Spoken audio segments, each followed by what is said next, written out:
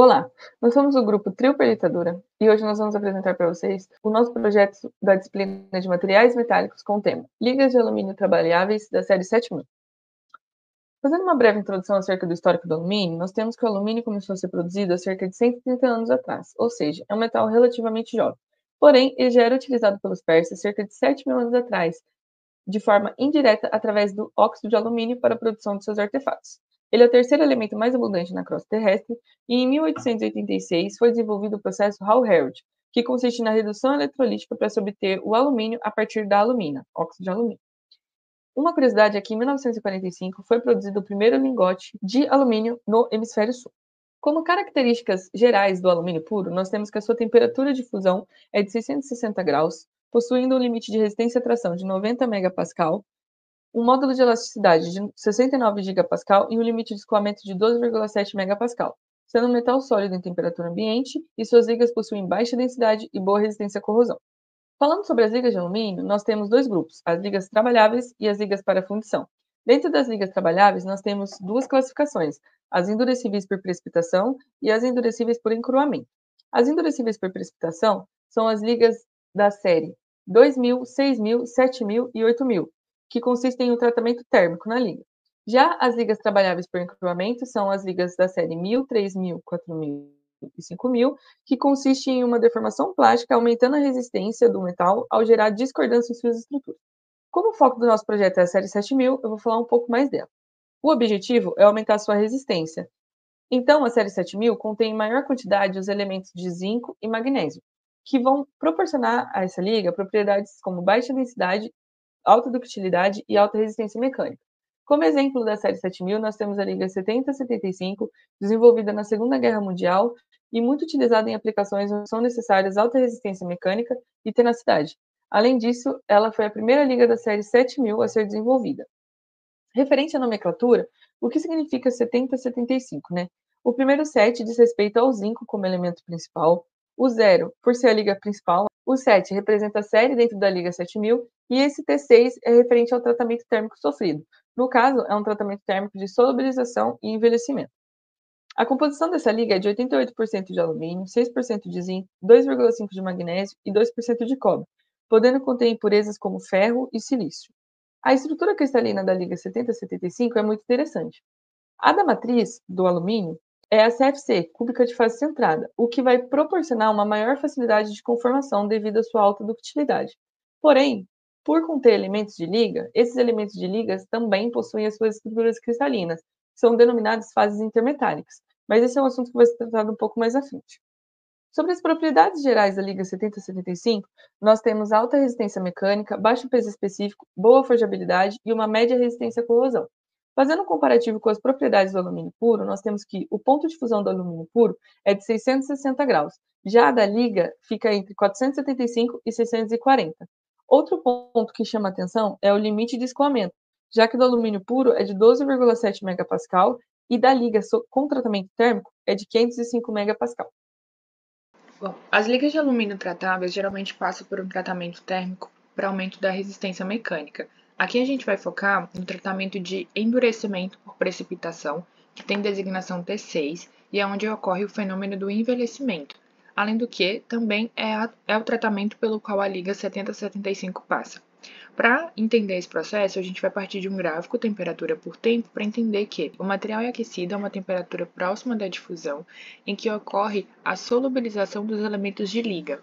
Esses elementos vão estar, então, dissociados na matriz do alumínio. Depois de um tempo, para que haja toda a solubilização, existe então um resfriamento rápido, que é o chamado de têmpera, que é uma tentativa de congelar essa microestrutura que é metaestável. Por ser metaestável, qualquer perturbação no sistema vai fazer com que esses elementos se precipitem.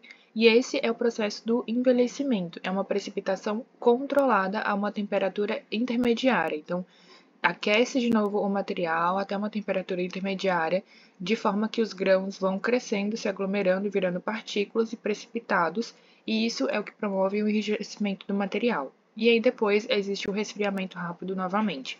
Então, a gente pode entender melhor esse processo num próprio diagrama de fases. Então, eu aqueci o material até uma temperatura de solubilização. Depois houve o resfriamento rápido e aí a microestrutura ficou com as soluções sólidas ali nos grãos.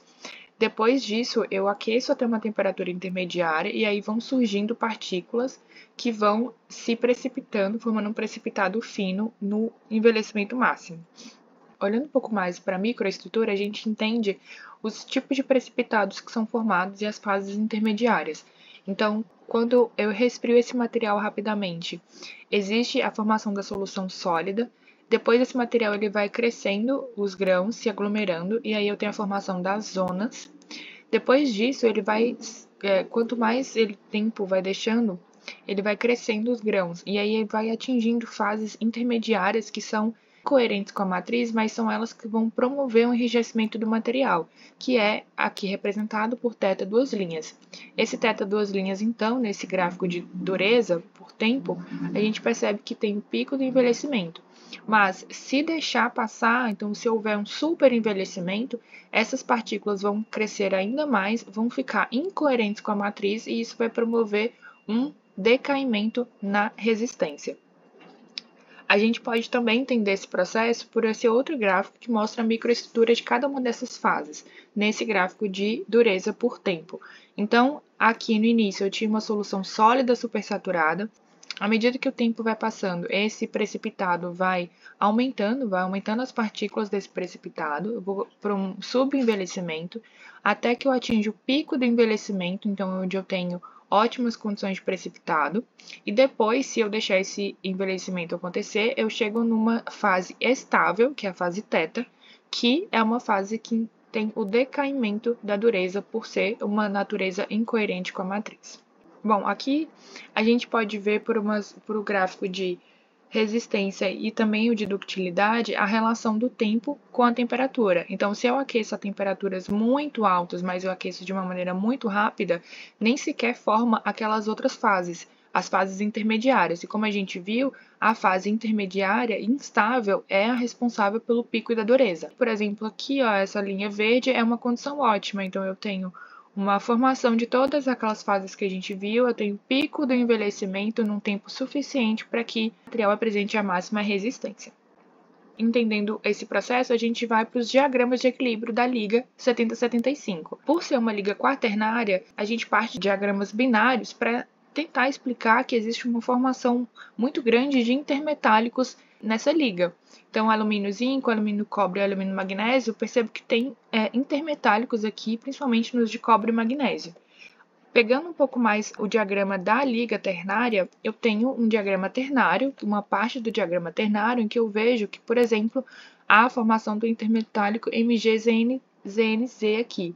Mas existem outros intermetálicos. Então, no total, são 6 intermetálicos que são formados, mas o MgZn2 é o principal responsável pelo endurecimento. Aqui a gente tem um diagrama típico da liga. Então, aqui eu tenho a formação das fases intermediárias. Esse diagrama ele fixa alumínio e zinco e ele varia a porcentagem de magnésio. Então, a gente está aqui a 2,5% de magnésio e eu percebo que, depender da temperatura, eu tenho a formação de diferentes fases. E é isso também que a gente pode ver com mais detalhes no diagrama TTT, que é, se eu elevo muito a temperatura, eu tenho uma formação da fase estável e eu nem sequer tenho a formação das fases instáveis. Então, a título de legenda, a minha fase de interesse é a MgZn2, que vai ser responsável pelo endurecimento do material. E ela é formada aqui, essa curva aqui. Então, se eu tenho o aquecimento a uma temperatura intermediária, eu consigo ter a formação de todas aquelas zonas e depois eu resfrio meu material para atingir o pico da resistência mecânica. Bom, quando falamos sobre a microestrutura típica dessa liga de alumínio 7075, nós podemos falar que ela é uma microestrutura simples quando comparada a outros tipos de alumínio, com a maior parte do zinco e magnésio em solução sólida. Esses componentes, quando estão em excesso, formam intermetálicos, que são abordados posteriormente. Além disso, o silício, que é uma impureza, junto ao magnésio, forma um produto insolúvel em alumínio. Bom, o Mg5L8 é um dos maiores responsáveis por dar a dureza ao material. E ele, quando resfriado rapidamente, forma glóbulos, que são suas formas típicas. Mas também quando há o resfriamento lento, eles podem ser formados no contorno de grão, conforme a figura abaixo. Além disso, quando eles são formados em solução supersaturada, obtêm-se pequenos pontos ou agulhas do material. Bom, trazendo ainda para o nosso dia a dia, como visto nas aulas de metalurgia, a gente consegue observar a microestrutura da amostra apenas polida com uma ampliação de 10,75 vezes e 2.136 vezes. Após o ataque químico, a gente consegue já observar a microestrutura existente, com uma ampliação de 430 vezes, com a imagem obtida por laser ou por interferência diferencial.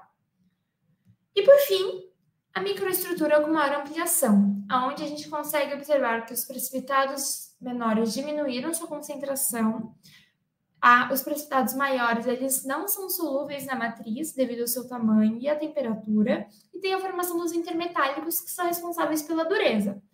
Então, aqui a gente consegue ver, por exemplo, o contorno de grão. E do lado direito, apresenta-se a imagem de um contorno de grão com a área ampliada. Então, a gente consegue ver a fase intermetálica presente. E falando sobre as principais fases constituintes, que são as fases intermetálicas, nós temos 3 tipos. As fases constituintes, que são as partículas com dimensão maior que a demais, com solubilidade limitada, e geradas às vezes pela combinação com impurezas, como ferro e silício. Além disso, temos as fases dispersoides, que são as partículas menores que as constituem, com compostos pelos elementos de magnésio, o cobre, o zinco, que são elementos de liga, e são adicionados a fim de elevar a dureza e retardar a cinética de recristalização. Além disso, temos a fase dos precipitados finos, que são os elementos de escala nanométrica, compostos pelos elementos de liga igual às fases dispersoides. Aqui a tabela apresenta as fases intermetálicas com suas designações e comprimentos em Armstrongs. Então, a gente consegue observar que temos uma variação de 4 até 14 Armstrongs, então mostrando realmente essa diferença no tamanho deles. Falando sobre as principais aplicações, esse tipo de liga ele surgiu na Segunda Guerra a fim de aplicações na indústria militar e defesa, como as armas, equipamentos e os veículos militares hoje observados. Mas, além disso, quando a gente fala da Liga 7075, principalmente da Série 7000, faz muito link com a indústria aeronáutica e a indústria aeroespacial. Por quê? Por conta da baixa densidade do alumínio, combinado à sua alta resistência. A resistência à tração, fadiga, então consegue suportar altas cargas. Além disso, a gente consegue ver o material aplicado na indústria automotiva, devido a componentes estruturais e chassis, também pela combinação do peso, resistência e por suportar altas cargas. Essas foram as referências utilizadas no nosso trabalho.